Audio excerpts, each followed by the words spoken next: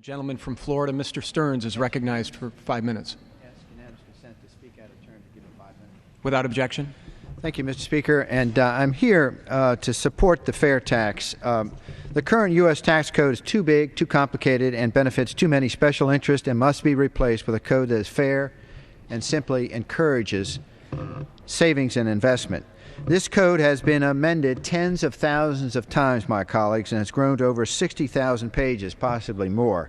For this and many other reasons, I rise in support of the fair tax and urge my colleagues to consider this new tax simplification program.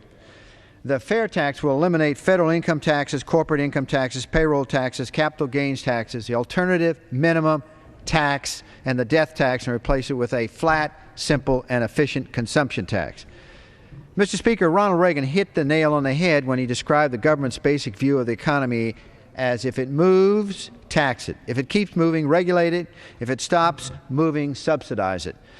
Unfortunately, Mr. Speaker, this burdensome view taken by our government has resulted in the current problem we face today, where citizens and businesses owners across this country devote billions of hours and millions of tax dollars just to navigate the process of paying their federal income tax. A simpler tax code may have prevented former Senator Daschle or current Secretary of the Treasury Geithner the embarrassment of having to explain their failure to properly pay the taxes on the complicated IRS tax system. I know many of my constituents in the 6th Congressional District are aware of how this simple tax reform will work when implemented. They have written numerous letters to me and voiced their support at many town meetings. I thought I'd take a moment this afternoon and lay out the basic principles of this legislation for those who are not familiar with the fair tax. The fair tax will do away with all federal taxes, such as income tax, the death tax, as I mentioned, all the way down to the estate tax. Basically, many Americans with low income will receive a check at the beginning of each month from the federal government that will cover the cost of the consumption tax on necessary goods, thus increasing the purchasing power of low-income individuals and completely avoiding any unintended tax increase on their purchasing power. Furthermore, a study conducted by Harvard economist Dale Jurgensen illustrates that roughly 22% of the retail price of an item is the direct result of the cost our current tax code places on a product through payroll taxes, business taxes, compliance costs, and other taxes. Therefore, by paying an additional consumption tax, we would be able to fund our entire government, and the taxpayer can keep 100% of their hard-earned paycheck. This would lead to increased savings, increased investment, and Americans, not the federal government, would decide how to best utilize their wealth.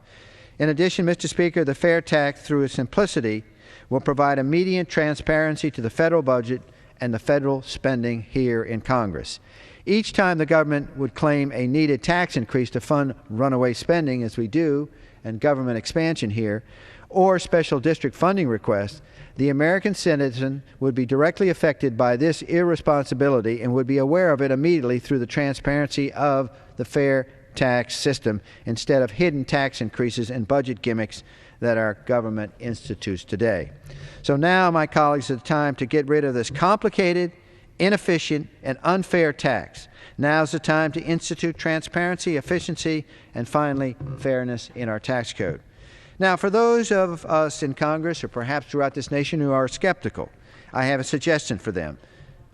An approach that I think would be possible. Why not take Washington, D.C. as a demonstration project to see if it would work here in Washington, D.C. Allow all residents of this city to pay no federal taxes and institute a fair consumption tax. And this consumption tax would be collected by the city and then sent to the federal government. Then we could see how it would work and deem and discern its advantages and disadvantages. The fair tax, I think, ultimately will prove to be very useful, and I urge my colleagues to stand for real change and support this fair solution. And I yield back the balance of my time.